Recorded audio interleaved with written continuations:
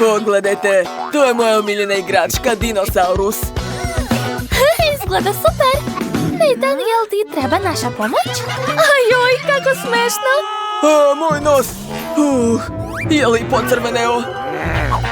Sve u redu. Dakle, vaš zadatak je da napravite dinosaurusa.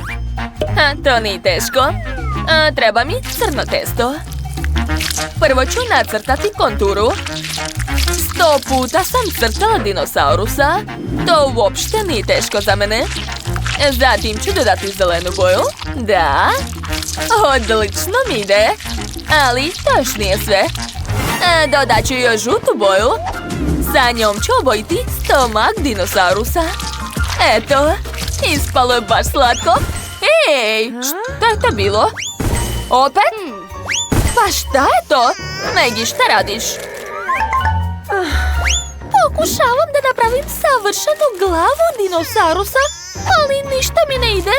Ajoj, što da radim? Sad sam uspela. Da, to je savršeno.